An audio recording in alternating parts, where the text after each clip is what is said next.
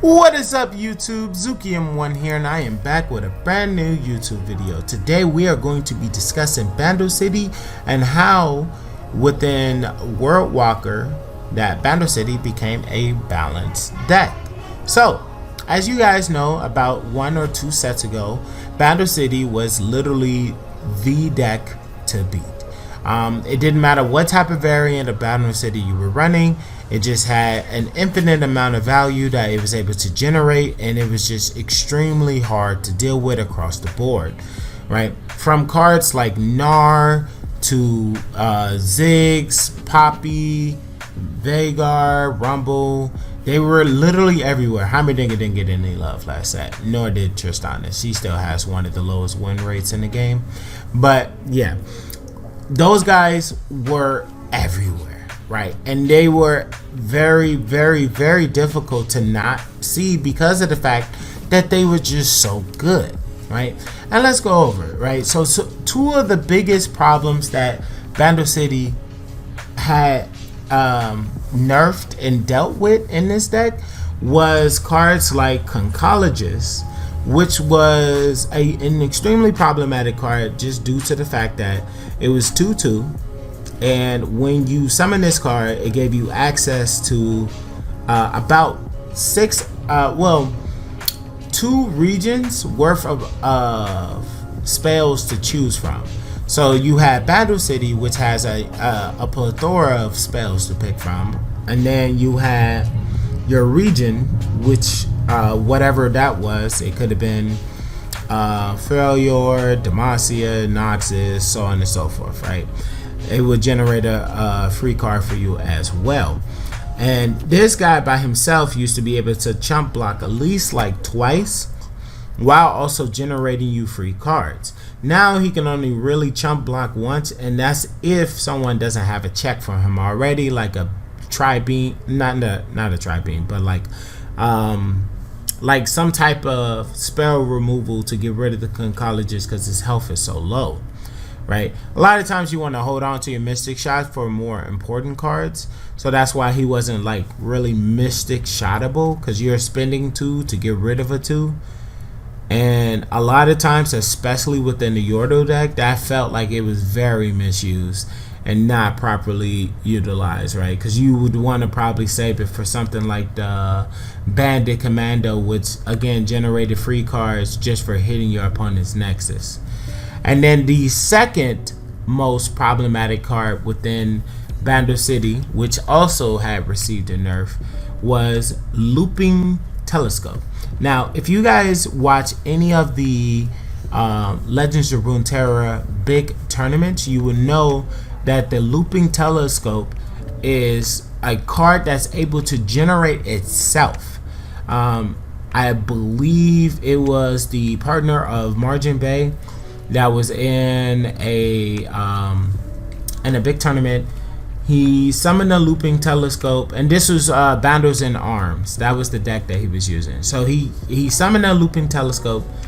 Then that Looping Telescope grabbed another Looping Telescope. Then that Looping Telescope grabbed another Looping Telescope to grab another card. So he got 4 free cards off the one Looping Telescope. That was absolutely insane amount of value that you could have generated from off a card. And the reason why is because that's 3 free bodies that he got on board.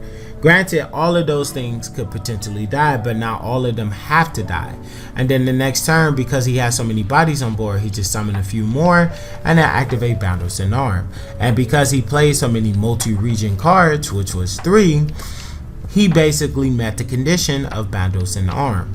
So that was extremely difficult to deal with. Now, there are still a couple problematic cards that have not been touched from Bando City, which I think is very necessary unless this deck gets repopularized again, which is, again, and I've already alluded to it because I mentioned it twice already, but Yordos in Arms. This card by itself used to be actually even worse. So before, it gave 2/2 to all your units, and then once you play 4+, which was extremely easy to do, because every single time you play a unit that has multi-regions, that counts as 2. So you summon 2 units that had 4 regions, boom, you met the conditions of Yoda's unarmed. And they used to give 5/5 to everybody.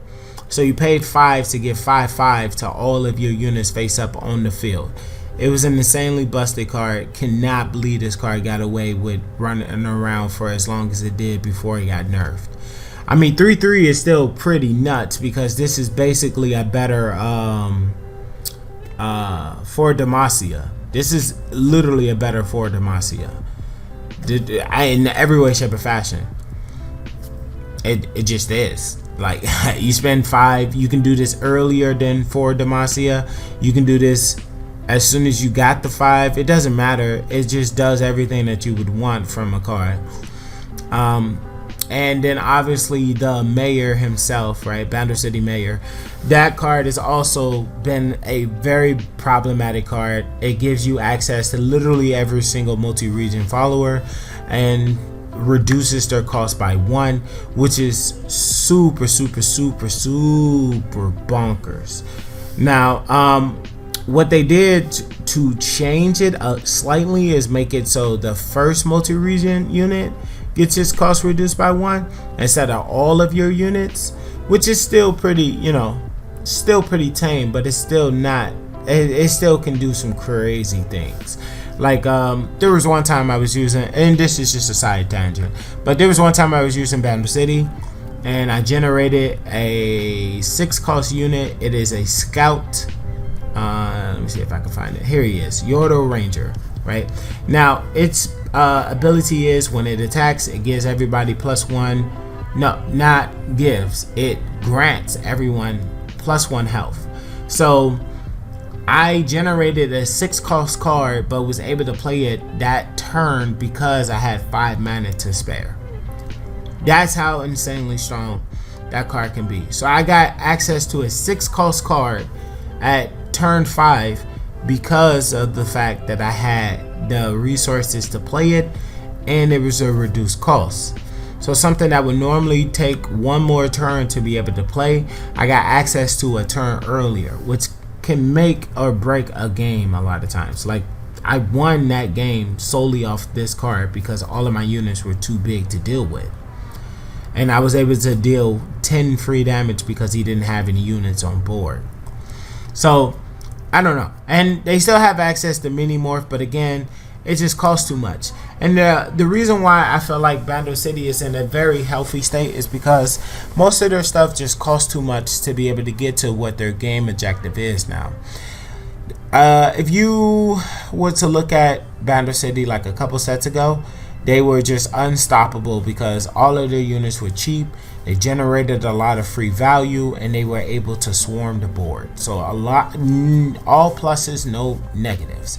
And they had access to one of the strongest, if not still one of the strongest burst speed spells in the game, which is Mini Morph, which can literally transform any unit, doesn't matter. It could be champion, follower, whatever.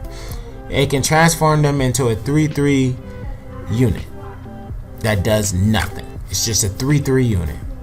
That is some of the most devastation you will ever see. You spent your entire game buffing up your Pantheon, or you spent this turn trying to get your juice up your Riven to swing really huge, and then they activate Mini Morph for 6 mana, right?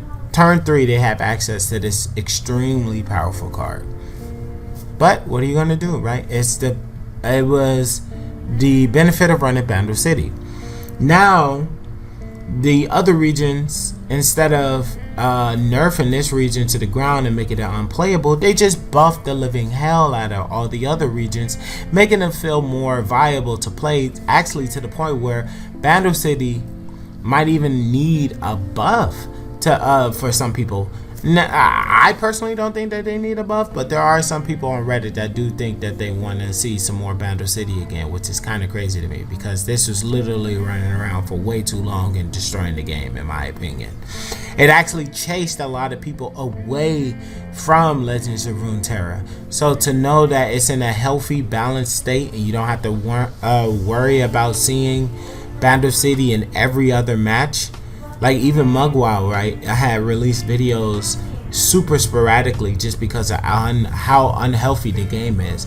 But this most current set, worldwalker, he's absolutely in love with, and he's been uploading videos regularly, along with a lot of other content creators, myself included. Right? It's just a way more healthier game state than it was a couple expansions ago, and I just think that the game is benefiting a lot more from the current state than what it was a couple sets ago, by just basically bringing up every single region instead of just making one region the end all be all, and if you don't play that region you're actually trolling, because you have regions that would just dominate the game, like Ionia at times, Bilgewater's a lot of times. That was a jack of all trades that no one really got on because it didn't feel bad, because they couldn't manifest cards like Bandle City. But Bilgewater is definitely a jack of all trades type of deck. It doesn't really have any particular strengths, but it doesn't have any weaknesses either, and the same thing falls into the category of Bandle City. But that's just my opinion. I am curious to hear what you guys think about Bandle City. Do you think it's balanced now, or do you think it's still insanely broken and that they might be due for some more tuning? You guys let me know in the comment section below. But this has been Zuki M1, and I hope you guys have a great morning, great evening, great afternoon, and great night. But I will catch you guys in the next video. Peace.